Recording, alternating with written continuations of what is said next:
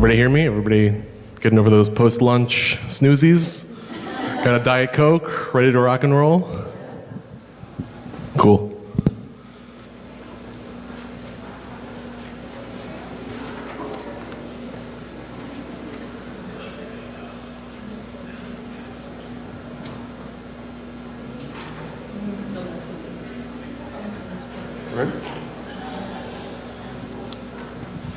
All right, I think we're going to go ahead and get started, everyone. Good afternoon. My name is Nate Carlson. I'm the Technical Assistant Program Manager for the Apprenticeship Illinois grant programs, working out of the NIU Workforce Policy Lab, which is a team I'll be so proud to talk to you about on the next slide.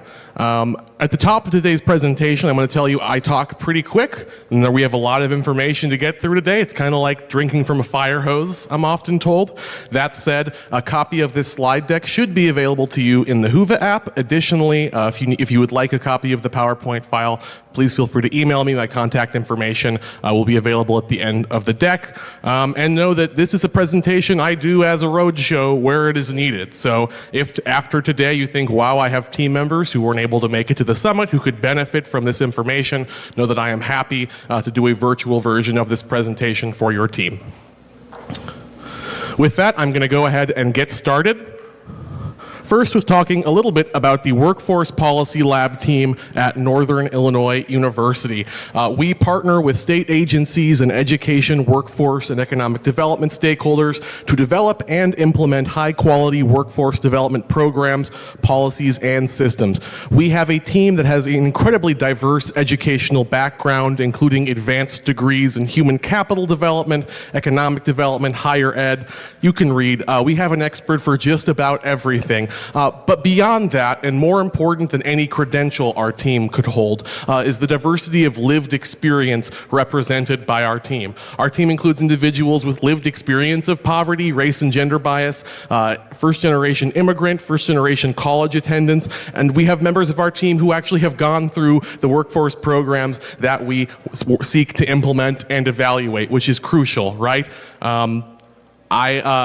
Personally, myself, I have autism spectrum disorder, and I have found it such a privilege to be a part of such a welcoming team that absolutely allows me to thrive and work in this role. So our team really does bring a highly diverse background that allows us to work very diligently and successfully on the programs we implement, including Registered Apprenticeship and the Apprenticeship Illinois program, which we'll talk about today. So when we come to talking about registered apprenticeship, I think it is really crucial to start from a place of knowing what apprenticeship is not, right? First and foremost, apprenticeships are not unpaid internships. They really are not internships at all. If anyone ever tells you that apprenticeships and internships are the same thing, you may feel free to discard their opinion because they are very different. They are different in scope and they are different in quality. There's nothing wrong with an internship. It's one of the many work-based learning tools that's available to employers, but apprenticeship is a different sort of strategy. Apprenticeships are not limited to the trades and construction. When we think of apprenticeship, we might think of a 1600s blacksmith or Star Wars or, the classical trades, but we see apprenticeships are actually an incredibly popular workforce strategy throughout all sectors, including healthcare, education, so many sectors we might not traditionally think about as being apprenticeable: information technology, education. We see apprentices thriving in those sectors. The Department of Labor is who we work with to regulate apprenticeships in the state of Illinois, and there are over 1,300 occupations already registered as apprenticeable with WIOA. I always say everything from aviator to zoologist is represented, and I'll actually show you where to find templates for each one of those 1,300 occupations today. So if an employer tells you, I don't think apprenticeships is something that would work for us, you can tell them, yes, you can, because somebody already is. Apprenticeships are not limited to young people or new hires. Apprenticeships are an accessible, dynamic workforce program that is open to incumbent workers and new hires of all ages and backgrounds. They are a fantastic tool for diversifying and creating an equitable and accessible workforce system. Apprenticeships are not a delivery system for corporate welfare. We do have incentives to help make apprenticeship programs more fiscally neutral. of an investment for employers, but we never want to present it to employers as, here's a bunch of money, see you later. We want to make sure that we are safeguarding the value of an apprenticeship as a worthwhile investment. An apprenticeship isn't a magic wand that's going to fix any and all problems within an organization's workforce. Many problems ultimately come down to company culture, and an apprenticeship's not going to fix that. Sometimes employers think folks are going to go leave for $1 more down the road. They're probably not just leaving for $1 more down the road, right? There are other aspects of an employer's the environment that's being created at that workplace that's likely having much more of a factor on an individual's retention or lack of retention than that $1 more down the road. And so when we work with businesses to develop an apprenticeship, we want to look for any sort of red flags that might tell us, hey, apprenticeship or not, I don't know if this is going to be a good fit for this organization. So what are apprenticeships? Apprenticeships are paid jobs, paid from day one, usually full-time jobs with benefits. Already we can see how this is very different from an internship, right? Not a lot of interns with benefits. Apprenticeships are found in every sector. They are open to workers of all ages and backgrounds. And this is a really pivotal, really important thing I want you to take away today. Apprenticeships, when developed and implemented correctly, can be a life-changing career opportunity for participants that can revive communities and revitalize businesses. A lot of times in workforce, we are working to put individuals into entry-level roles just to get them, into a position where they can be self-sufficient. And that's great, and there is such a need for that. But we're not just moving individuals into entry-level roles with registered apprenticeship. We're taking them beyond that. We're taking individuals who might start at $15 an hour into places where they could be making close to 6 figures a year. That is the value add of a registered apprenticeship program for the participants in your community. Most of all, registered apprenticeship is an investment that an employer is making in training and retaining skilled talent. It is an investment of time, it is an investment of money, and it's important that we tell employers that up front. It's not only is it not a magic wand, not only is it not just a conduit for state and federal grant funds, it is an investment that the employer needs to be willing to make if they want to have a successful program. And if they're not thinking of it with the mindset that they are making an investment, they are less likely to design a program that will successfully retain talent for them. An apprenticeship which does not sufficiently train or has been developed in such a way that it will not retain skilled talent is functionally null and void. The ultimate end goal of registered apprenticeship is retaining skilled talent, and programs have to be designed with retention in mind. So it is our role as workforce development professionals not only to ensure that employers know about the incredible opportunity presented by apprenticeship and choose to make that investment, but also to empower and consult with them such that they make it a worthwhile investment. And so, if you leave today with nothing else, I want to tell you about our cohort of regional apprenticeship development and registration specialists, or our apprenticeship specialists. They are a crack team, a cohort of specialists spread throughout the state of Illinois who help employers by conducting in-person and virtual apprenticeship outreach through events and employer consultations. They receive and pursue referrals received to our Apprenticeship Illinois website. It's apprenticeshipillinois.com. I absolutely highly recommend you check it out if you haven't already. The handout you see in front of you actually is available in PDF format on that website alongside a number of other high-quality resources available related to program development. And apprenticeship specialists work with employers to fully develop and register their programs with the Department of Labor. It's not just, introducing the concept and getting them on board. They move them from start to finish, registering a program, an end-to-end concierge service for the employer. I always say, we have the migraines so they don't have to. We do the paperwork so they don't have to. If you go to apprenticeshipillinois.com and click on the Employers tab, it shows who the specialists are for each county. You'll also see a big picture of my face, because for any county in the state that does not have a specialist, I serve as the specialist for that area. So if your area doesn't have one, but you have employers who are interested in developing or interested in information about apprenticeship programs, I am more than happy to connect with them and tell you some of the ways, some of the features we have available to do so later on. And so if you take back nothing else, know that you don't have to know everything about apprenticeship. Your team doesn't have to know everything about apprenticeship, because we have a team that's willing and able to help you no matter where you are in the state. So now we're going to break down the 7 components of DOL registered apprenticeship. And the handout you have in front of you, you may not have one if you're in the back. I would encourage you at the end of the session to come grab one from up here in the front. We'll walk through each of these components. First, apprenticeships are, at the end of the day, business driven. What this means is that employers have the final say on every aspect of program design. So although we're going to provide them with high quality consultation and advise them on best practices, neither myself nor any of our apprenticeship specialists, nor DCEO, nor NIU Workforce Policy Lab, nor the Department of Labor is ever going to tell an employer what their program has to look like.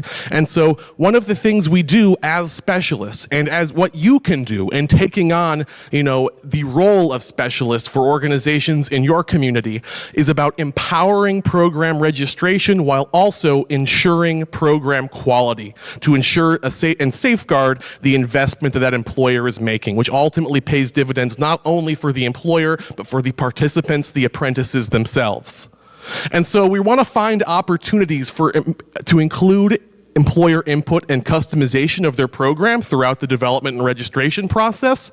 And we want to be honest when programs fall short, because again, at the end of the day, retention is our ultimate goal, and a program that won't retain is a waste of everybody's time. Apprenticeships are a paid job. We mentioned that apprentices earn a wage from day one. Specifically, they earn what's called a progressive wage schedule. What does that mean? We love our jargon. We love our acronyms. A progressive wage schedule means that apprentices they start by earning some percentage of the journey worker or experienced worker hourly rate for their occupation, and then they see, as their skills grow throughout the length of their program, their wages reflect that growth in real time. So as they learn more in their apprenticeship and they know how to do more for their employer, they're going to see their compensation increase directly commensurate with that experience. Wage schedules are all entirely customizable. I'll show you an example of what they look like on the next slide. But again, when we think about advising employers in terms of best practices, we want to use the available labor market information that we have. And so what's really useful for this component of developing a program is the data available through ONET. Hand in the air if you're familiar with ONET Online. Yeah, so as many of you are probably aware, there is salary data available down to the locality, not just statewide, but specific, county level data on what an occupation in that area pays. And so that's super useful for us in determining whether or not an employer's program is staying competitive. And so I'm going to show you, here are two, I have a laser on here. I don't know if it does. 2 wage schedules, both of which meet DOL requirements for registering a program. And they both start and end at the exact same wage. You'll note that the top one, they start at 15, and the bottom, they end at 26. That is acceptable for DOL. If we go to submit a program and we say they start at 15 and they end at 26, DOL says, okay, looks good. However, if we look at the one on the bottom, we'll see that the wage starts at $15 an hour.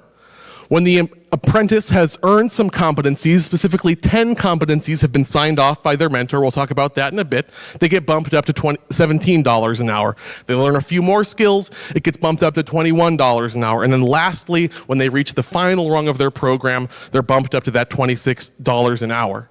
Now, payroll departments hate the one on the bottom. They cannot stand it. But which one do we think is more likely to incentivize apprentices to grow throughout their program and be retained by their program? And so this is an example of something where we're never going to tell the employer they have to do what's on the bottom. If they say, no, we're going to pay them that much at the end, they're just going to have to earn that at the end. Okay.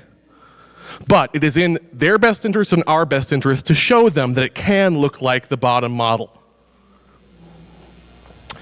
In terms of staying competitive, here we have some ONET data for registered nurses. And you're thinking, nobody needs registered nurses. Why would we do an apprenticeship for that? Clearly being facetious there. But so we can see the data. We see the median hourly wage for registered nurses in East Central Illinois. And this is a couple years old, so it's probably even higher than this, right? But so we can see that the median wage for an RN in East Central Illinois was $33.66 an hour, with kind of a high end of $40 an hour and a low end of around $25 an hour. So if I am developing a registered nursing apprenticeship with a hospital or some healthcare employer in my community in East Central Illinois, and they tell me that their program is going to conclude at $26 an hour, is that a program that is likely to retain its apprentices at the end of their program? No. So again, we can't tell the employers what to pay their staff, obviously, but if we know they are taking that time and money and putting it into training somebody up, we need to equip them with the necessary data to make an informed decision on whether or not their program is competitive. Number 3, apprenticeships include on-the-job mentorship. What this means is that employers take on the responsibility of assigning each apprentice an on-the-job mentor. Now, we have a number of community colleges and other intermediaries in the state who might provide some train-the-trainer programming to employers to help ensure that that mentorship is high quality. But at the end of the day, it's just whoever the employer selects to guide their apprentices through the journey of their apprenticeship. And so what responsibilities does that mentor take on once assigned by the employer? First and foremost, they're going to be monitoring apprentices' progress through the program. We noted that as apprentices move through their apprenticeship program, they have a number of competencies that they're looking to gain. The mentor is the individual at the employer who determines when they have sufficiently gained that competency. They sign off on it, and that's how the apprentice earns those wage increases. The apprentice may job shadow with their mentor. They may have weekly check-ins with their mentor. The mentor may be providing structured OJT, on-the-job training of some kind. That's going to look different based on the occupational needs and based on the work site and based on the employer. The key thing to know in terms of program implementation is that each program must establish a worksite ratio of journey workers or experienced workers to apprentices. This actually comes into play on prevailing wage work sites where, the employer can't say, oh, I don't really want to pay this prevailing wage. I think I'm just going to have a bunch of apprentices on my work site so I can pay them their apprentice wage instead. No, the reason that ratio exists is number one, for worksite safety. So you don't have a bunch of apprentices who maybe aren't as familiar with worksite best practices for safety and then one journey worker. They want to make sure they're upholding that ratio as well, because if they break that ratio on a prevailing wage work site, all the apprentices will also receive that prevailing wage. Now, it was the practice of the previous federal administration that employers were encouraged to pay apprentices prevailing wage anyway. I don't think that's probably what we're seeing now, but it's worth noting that that has been a priority but not a rule previously. Apprentices include supplemental education.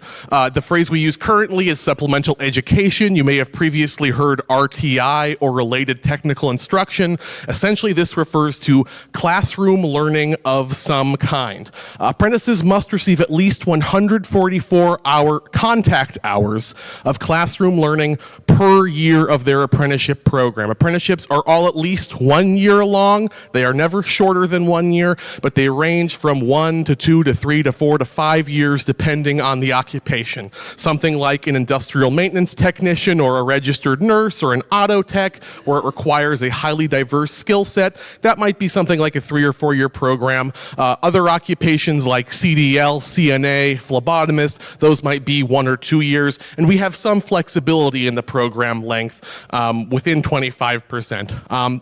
In terms of this RTI, Most commonly, in the vast majority of instances, RTI is paid for upfront by the employer. This is not required.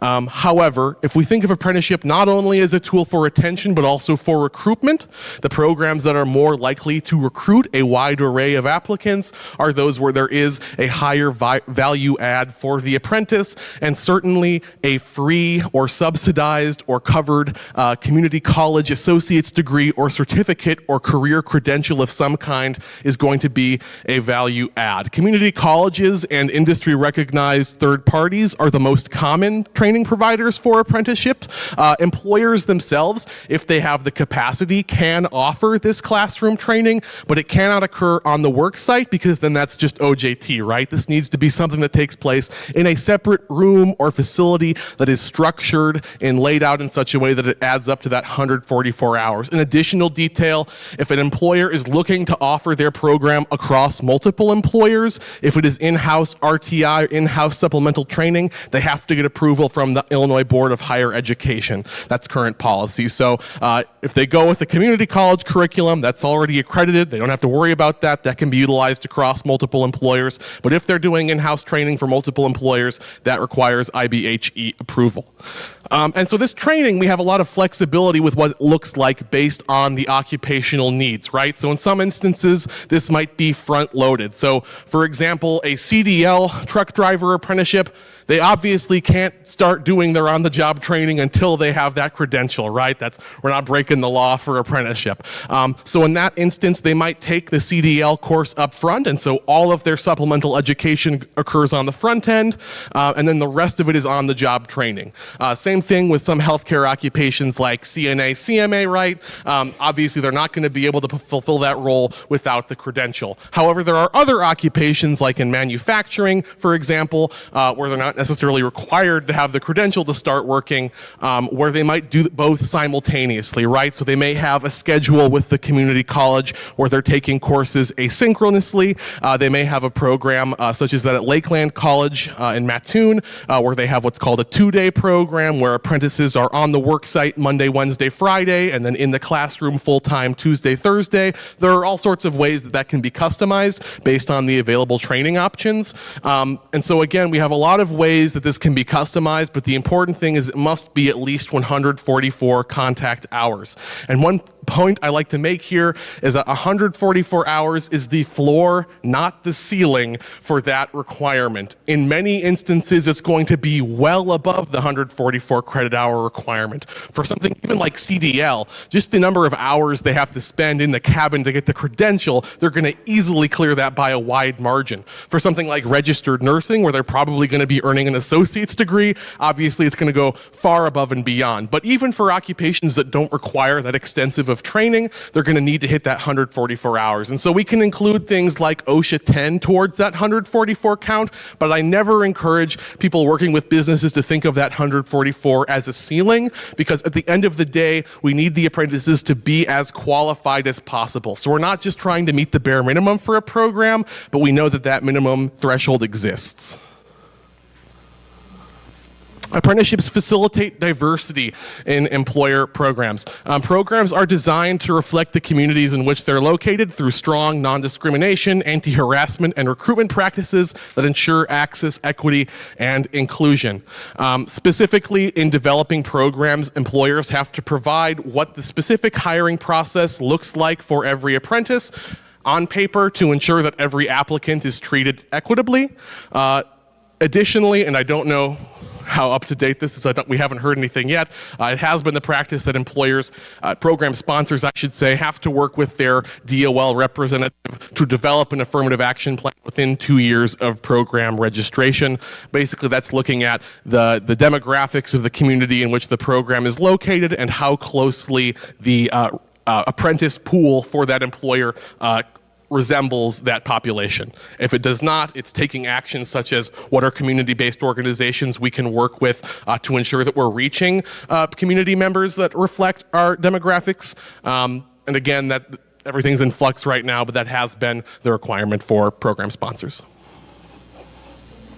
Apprenticeship programs help ensure quality and safety. What this means is that skill competencies are standardized for each of those 1,300 plus occupations to ensure quality of training outcomes. Now, we have some flexibility in revising and customizing the list of competencies associated with an occupation, but DOL is not going to let you make a plumber occupation into a carpenter just because the employer feels like it, right? It's important that our competencies kind of pass the squint test, where if it looks like the same occupation, they're going to be good to go.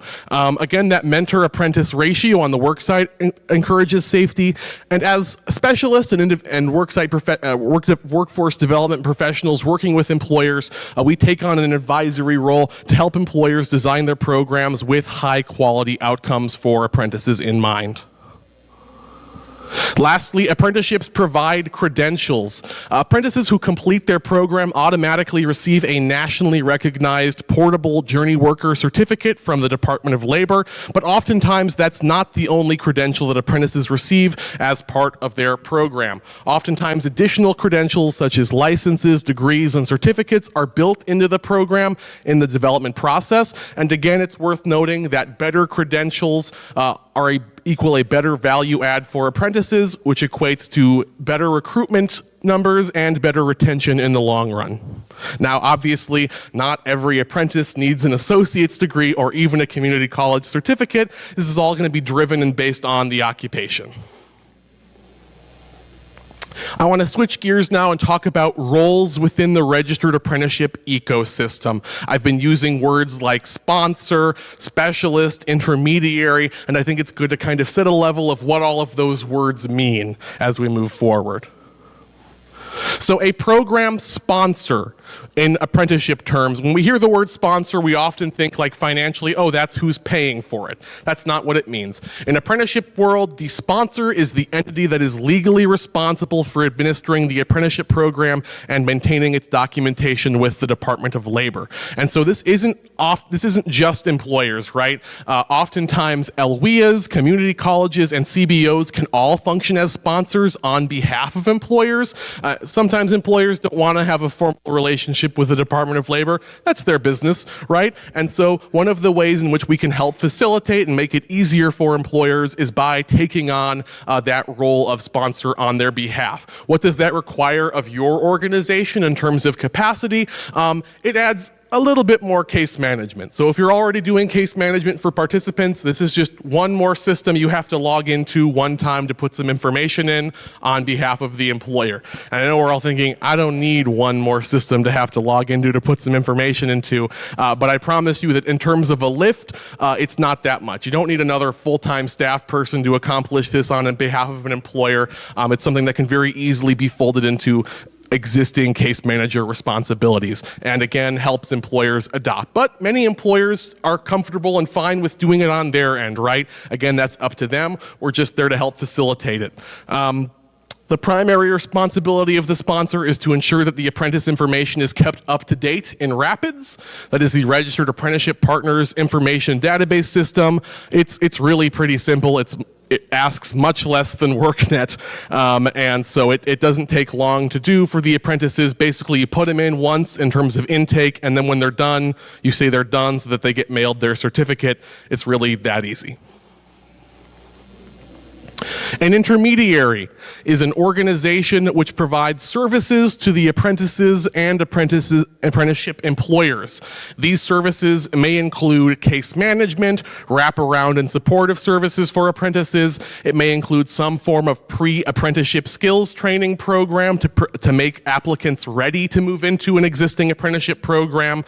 And it may include providing that classroom instruction on behalf of the program. Many high-impact intermediaries, which is an intermediary that performs all of those roles, are community colleges. That's why if you represent a local workforce area as a business service team staff and you're interested in expanding apprenticeships, I highly recommend building those relationships with all of your local community colleges, because they are, simply put, the most high-impact collaborations we can have in terms of building and sustaining apprenticeships are with community colleges. And obviously there are additional third-party and industry training providers who we could can work with as well. IMEC famously is super great to work with on apprenticeship, but community colleges, because they oftentimes have the capacity to provide that case management and connect students to wraparound support services like tutoring, etc., they can really do a lot to help make a program sustainable long run. And that's really important because if we don't have an intermediary for a program, then once a program's registered, unless we're providing like OJT services or IWT contracts with that program, there's really not that much for us to do. Whereas if we have an intermediary, we can hand the baton off to them. And so we've held their hand through the registration process, and now that intermediary is going to hold their hand throughout the program implementation and facilitation to ensure the quality remains consistent. And so LWIAs can also function as intermediaries in terms of connecting individuals to career services, career planning, case management, but that obviously they're probably not going to be the training provider, right? But so they don't have to provide training to be an intermediary, but the intermediaries that do provide training can really be a one-stop shop. I'm not supposed to say one-stop shop because it confuses people with one-stop. You all know I mean something different. And then lastly, our apprenticeship training representatives. So the Illinois is what's called a DOL Office of Apprenticeship State, and that we do not have a state agency that regulates registered apprenticeship. Instead, apprenticeships in the state of Illinois are regulated and administered directly by the U.S. Department of Labor through an Office of Apprenticeship that is in state. Their representatives are ATRs, or Apprenticeship Training Representatives, and so they help program sponsors develop and revise a program for registration. You're thinking, this sounds a lot like the specialist you mentioned up top. Well, Illinois is a big state, and it has, I think, as of currently, 4 ATRs, and that's not a lot of people to help all of the employers that exist in the state of Illinois. And so our specialists are kind of a way to help reduce the burden on those ATRs, because when we submit a program, the ATR knows they're not going to have to revise it. They know we've already, our P's and Q's look good, and they're just going to be able to stamp it because we know what we're doing. And so some employers work directly with the ATRs. We encourage them to work with our Apprenticeship Illinois team just because, frankly, it makes the process quite a bit faster and expedites it for them. ATRs also keep sponsors aware of any relevant policy changes, which is more important than ever, and they assist sponsors with affirmative action planning once their program has been in existence for 2 years. And then lastly, again, our specialists are funded by the Apprenticeship Illinois grant program through awards provided to local workforce areas, and starting in July, some of their core title partners, such as community colleges, Title I, etc. And then specialists provide an end-to-end concierge service to employers looking to develop or join registered apprenticeship. The primary function of our specialists is to work with ATRs to register programs on behalf of interested employers. And we saw that earlier.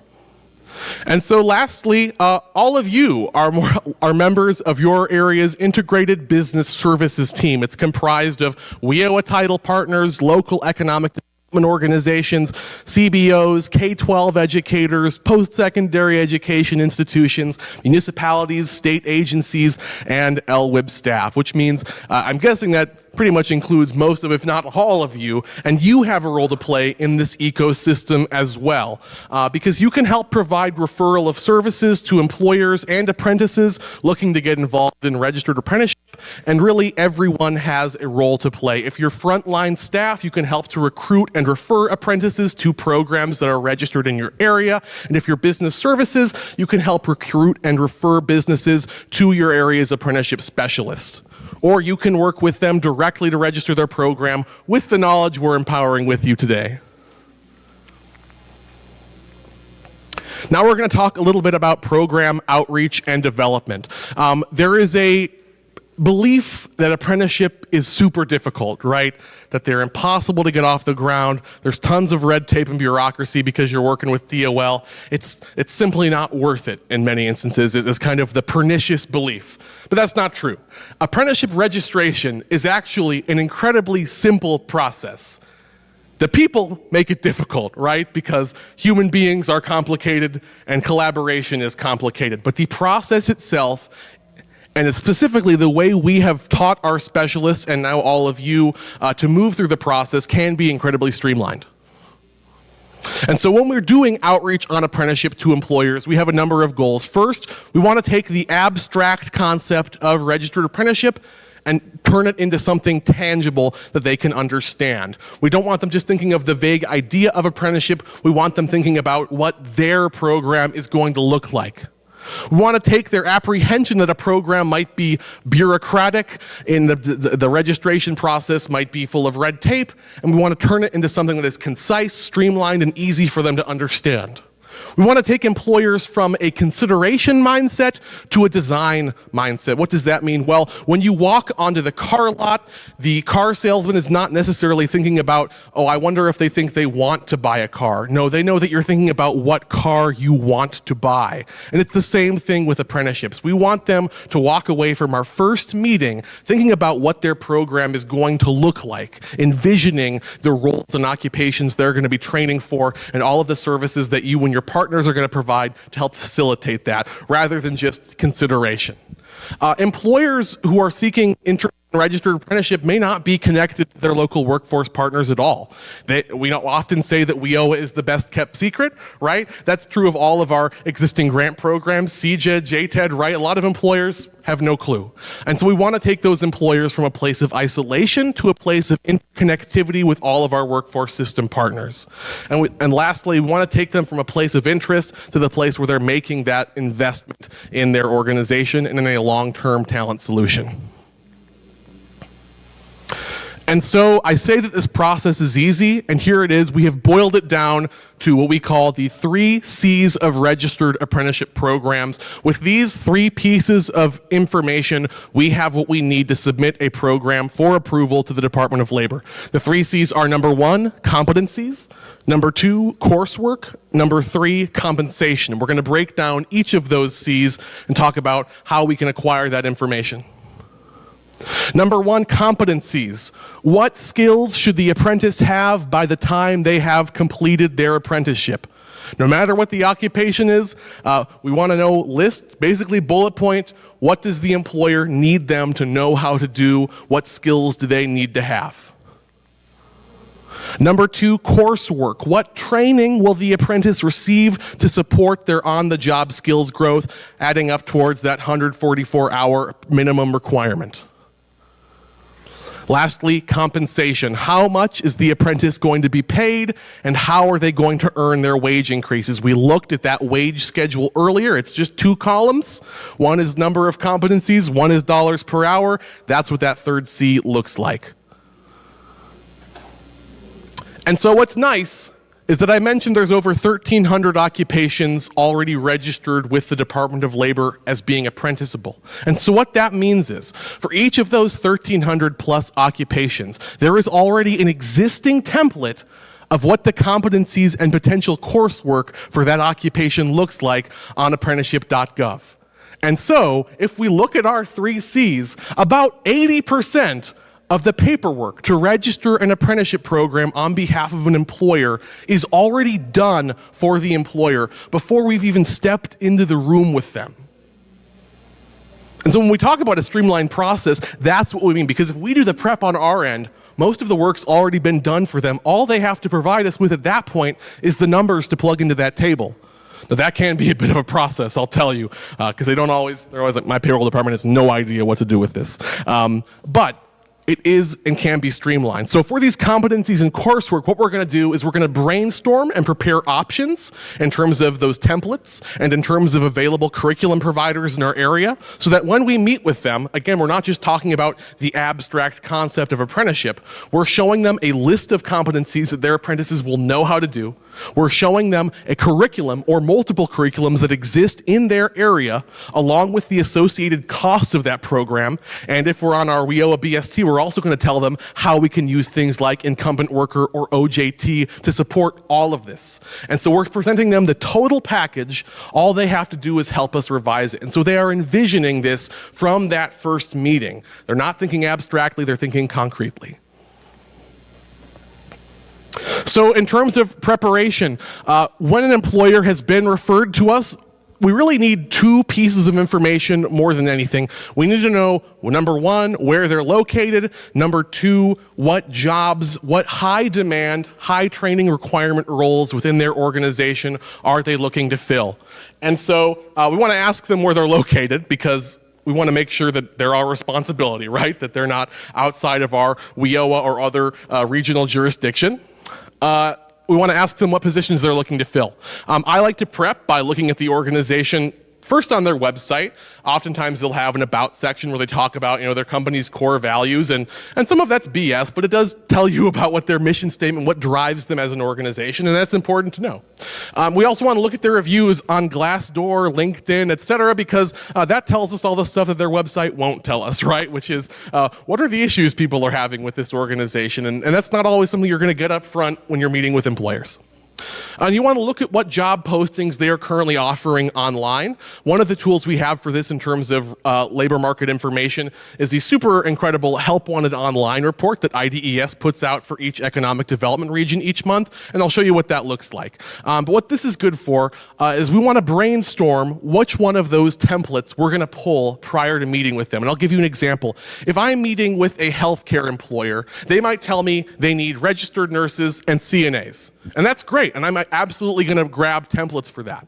But if I look on their website and I look on job postings, and I see that for the past 2 years, I've been trying to find cybersecurity specialists, information technology roles, I'm also going to bring that along and have in my back pocket. So I can say, okay, yeah, we're going to do an RN program, we're going to get a CNA program set up for you, but did you know that we also can help provide the talent needed for that cybersecurity role you've been trying to fill 2 years? And that can also be an apprenticeship. And then we also have curriculum providers who we can support with incumbent worker funds to make that a program as well. Because employers often have a mindset of which occupations in their organization are and aren't apprenticeable. And so they don't always know which occupations they can and can't ask for in a program. And that's where doing some of that brainstorming can help widen their understanding of what's possible, help them get creative, help them get excited imagining what's possible.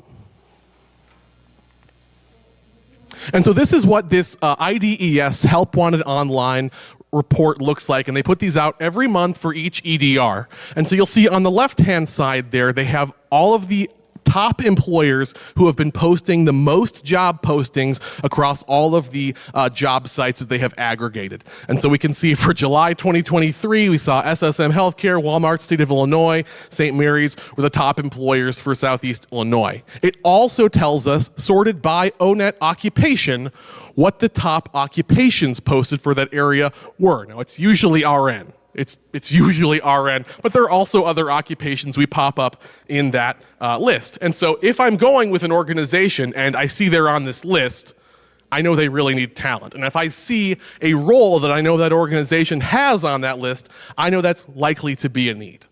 And so this is a great way for us not only to find leads in terms of employers who are likely needing a training program, but it's also a way for us to collect information before we go meet with them to help us determine what occupations we should prep for them. So once we have occupations provided to us, we're going to identify an existing template of competencies called a work process schedule. And I'll show you what this looks like. For all of those 1,300 plus occupations, we can see them on apprenticeship.gov. And so what we're going to do is we're going to take it to them and we're going to say, hey, this is a list of potential competencies for this program. Can you look through this for me when you have the time? Tell me if it looks like I'm in the right ballpark. If not, we'll find another template to work off of. If it looks close, we can revise it, we can tweak it up, we can add competencies. And so you're giving them a homework assignment, but again, it's getting them to envision what their program is going to look like. Because they're saying, oh yeah, I would love to have somebody who knows how to do this. And again, it's getting them that concrete thinking, so they're not just thinking the vague concept of apprenticeship. So if we go to apprenticeship.gov, we're going to one way or another navigate to this page, which is the Apprenticeship Occupation Finder. At the top there, you see they have a number of tabs for career seekers, employers, educators, resources. I think almost all of those, if you click on the drop down, at least like 3 of the 4 will have Occupation Finder on there. And so I would recommend navigating to that link, and then you'll see this search bar. And so we can search by occupation. We can either search by the name of the occupation, or because we've been using onetonline.org, we can plug the ONET code into that search box, and it will allow us to search by ONET code. And so here we can see I looked up automotive technician specialist. And so what it's provided me with, or A, it has all of the possible occupational titles for that, so you don't have to worry about typing in the exact correct job title. But it'll actually show me 3 different variations of that ONET code for which there are program templates already registered. And so we can see they have automotive mechanic, they have audio radiator mechanic, and hand spring repair, the plus signs below that main one. We'll also see that they have 3 models for how the program can be structured: time-based, competency-based, and hybrid. Generally speaking, things are moving in the direction of all programs being more or less competency-based. Programs can also have their wage schedules based around time thresholds. So at 0 hours on the job, they're making $15 an hour. At 500 hours on the job, or 6 months, however they want to structure it, then they move up. And some programs are hybridized between the two, right? Where once they've been here 6 months and they've had 15 of those competencies signed off by their mentor, then they earn that wage increase. Frankly, the competency-based is just the cleanest and easiest for employers to understand, so I generally recommend starting with that one for employers. But so we're going to grab that template by downloading with that download WPS Microsoft Word doc hyperlink. And it looks something like this. We see the job title, we see the ONET, and we see the ONET code, we see the estimated program length, and then we have a list of competency categories and competencies. And this is just a Word doc. And so this is what I'm bringing with to my employer meeting. I'll usually bring a paper copy if it's an in-person meeting, and I'll just say, hey, feel free to write on this. Tell me what needs to be revised. Tell me if it looks good. And if they say that that looks good, we have our first C. We're already more than a third of the way there. The next thing we're going to do is identify the available training curriculums in our area. As I mentioned, a lot of the times that's going to be a community college. And so a good way to find all of the available community college curriculums within our area is by taking a look at the ICCB, Illinois Community College Board district map, to find out which of those districts the employer falls into, because we want to make sure we're respecting those territories. Now, there may be instances in which your ICCB district community college isn't offering the curriculum for the occupation that the employer wants to train for. And so in that case, you would then want to branch out beyond, okay, who else is here in the area in terms of industry providers, in terms of other community colleges who would be able to provide the training for this program.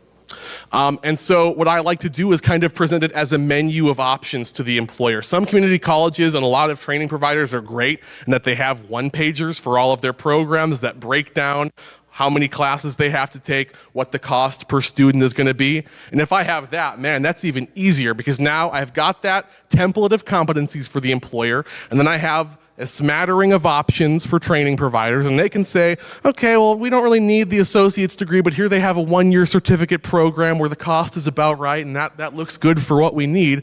Now they've chosen their second C. Now we're more than 2/3 of the way to the program already being fully designed. And so we're going to present the full package on the first meeting because we want them to visualize their program. We're going to talk to them about the 7 DOL components, which the flyer you have lays out for them. We're going to talk to them about any applicable WIOA services, and this is where this folds in really nicely. If you're already a business services team member doing business engagement, you're already presenting them with information on OJT, ITA, incumbent worker training, and you can now fold that into how that's going to support this program. We also have the Apprenticeship Illinois tax credit. That's $3,500 to $5,000 per apprentice per year as a reimbursement for educational expenses. So now we can stack that with an OJT to support that program with IWT. Now, they can't double dip. If you're paying for all the training with IWT, they can't get the tax credit. But you're probably not paying for all of the training with the IWT in most instances if they are upskilling. So that's where you can reimburse them through the tax credit for whatever the IWT doesn't cover. And then lastly, we're going to talk them through that work process schedule and the curricular offerings. And so all we're doing from there is revising each of those documents. We're finalizing the curriculum. It's oftentimes a great idea to bring in the training provider if you have those relationships with your community colleges and they can speak to the strengths and scheduling options for their curriculum. I can't recommend that enough. And then discussing and finalizing that wage schedule is oftentimes the sticking point. I have a lot of programs where, they know what training they want to do, their competencies are finalized, and then I have to wait 3 or 4 months to hear back from them on what they're going to pay them because they have to deliberate on that internally. And again, oftentimes there's kind of a push-pull between the HR hiring manager and the payroll, and they have to get that worked out. Oftentimes I can get it started for them. I'll just say, okay, give me a starting number and an ending number and how many rungs you want on that ladder, and I'll format it for you and ask you if it looks good. Because again, any of the work that we can do for them, where we can just put something in front of them and they can give a thumbs up or a thumbs down, that's going to help streamline this process. Once we have those 3 C's, there are a few miscellaneous pieces of information we need before we register a program. We need to know the size of the company, just meaning how many employees do they have. You probably are going to collect that information as part of your intake for that employer if you're a business service representative, so you may not need to ask it again. We need an address for the program. We need to know who the complaint contact is going to be in case a complaint arises. Usually it's going to be whoever's emailing you, but if they are a larger organization, they may have somebody within their HR department they want to designate as a complaint contact. We want their minimum hiring requirements. So if they're requiring something like a driver's license, if they have a minimum hiring age, if the apprentices need to be able to lift 50 pounds and so on, that needs to be documented. We need to know what the hiring process looks like, and that needs to be laid out. So how many interviews is it going to start with a phone interview and then an in-person follow-up? Whatever that's going to look like, DOL needs to know. Are they interested in opening their program up to other employers? And then lastly, and this is important, are they going to pay for classroom time? Employers are not required to pay apprentices for the hours they spend in their related instruction.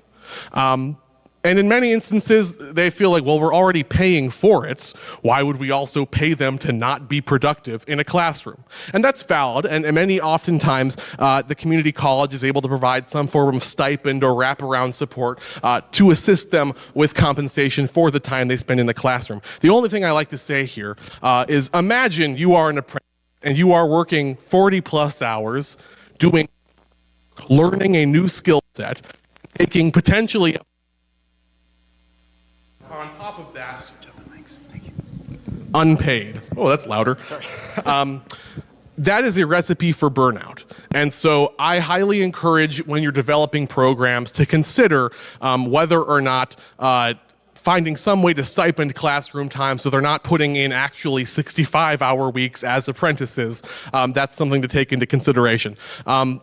Some employer, you don't have to necessarily pay the apprentice wage for hours spent in the classroom. I know a number of programs where employers will pay minimum wage for hours spent in the classroom and their apprentice wage for hours spent on the job. And like that, something's better than nothing, right? Some employers will provide a weekly stipend for the weeks they spend in class. There's all sorts of ways that this can be done and customized, but it is something we have to take into consideration. So that has been a lot of information on what apprenticeship is, what we need to register a program, and what the registration process looks like. And as I said at the beginning, this is like drinking from a fire hose, and I can do this presentation to have a cohort of specialists who can help your team and the employers in your area to develop a program. I want to open this up for Q&A, both to those in the room as well as those attending online. I think this is the only live mic we have, so I'm going to hand this. Okay, so I think we have another mic that can be run around, so throw up a hand. It is important that we say questions into the mic so that the folks at home can hear. Can we have one question from the online people? Absolutely. We'll start with an online. So we only got one. Do incentives for the employer offset the cost of the classroom training apprentices receive? Yes, that is most of the time what they're designed to do. So the Apprenticeship Illinois tax credit starts at $3,500 per apprentice per year, and it can only be used as a reimbursement for educational expenses that the employer takes on.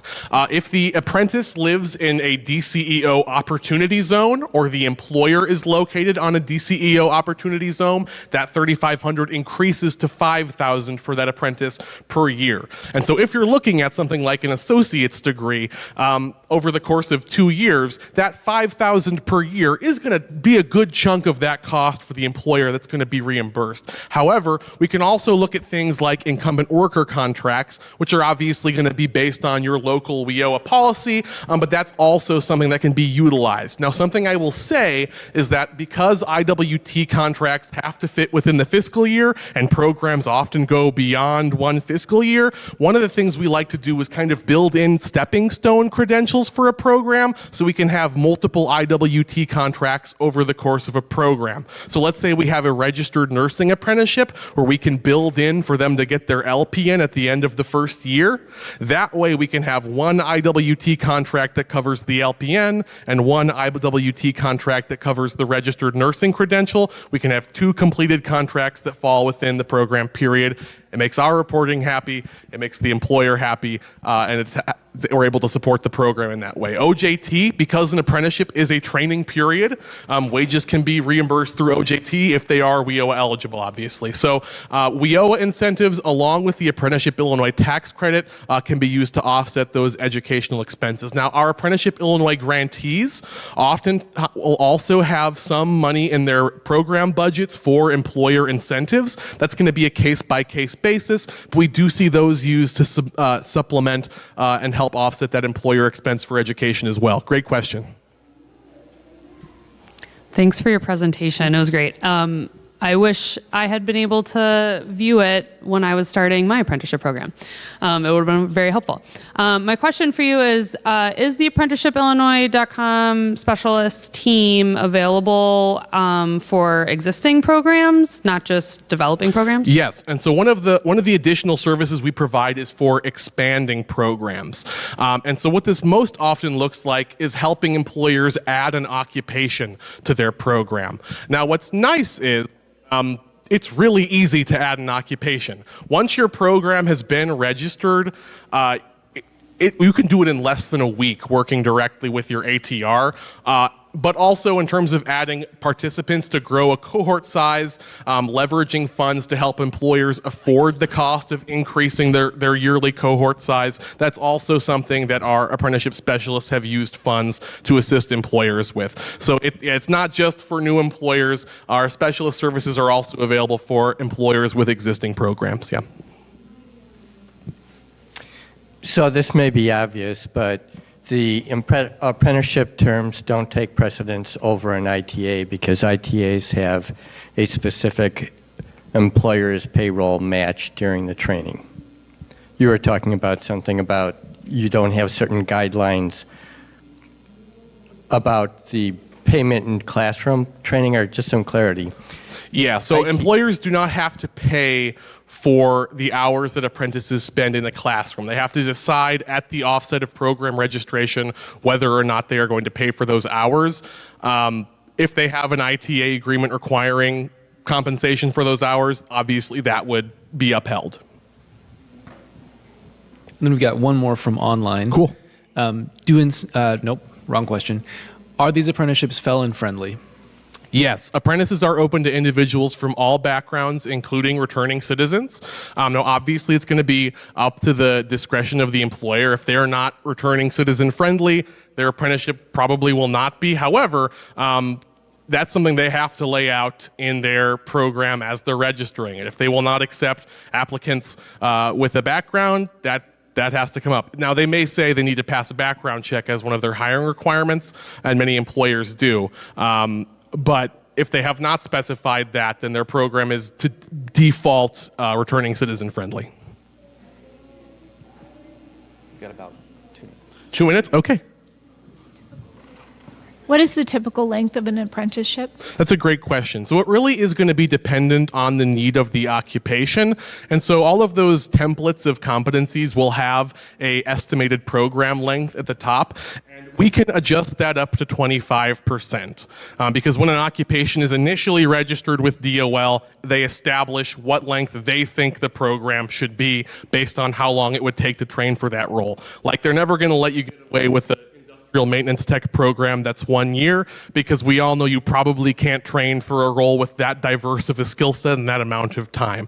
But let's say it's a 4-year program and they think we've got a 2-year training provider, we can probably get them done in 3. That's okay, that's a 25% flexibility. Similarly, if it's a 2-year program, we can have it be a 1.5 years. We can extend it to be 2.5 years, right? So we have some degree of flexibility with what an occupation's like set length is, but it really varies. A lot of and the more training a program requires, generally the longer it's going to be. Something like CNA, CMA, that's a 1-year program. CDL, that's a 1-year program. A lot of programs are 2 years. But again, the programs that have, associate's degree or require more credentials, they're more likely to be 2, 3, 4 years.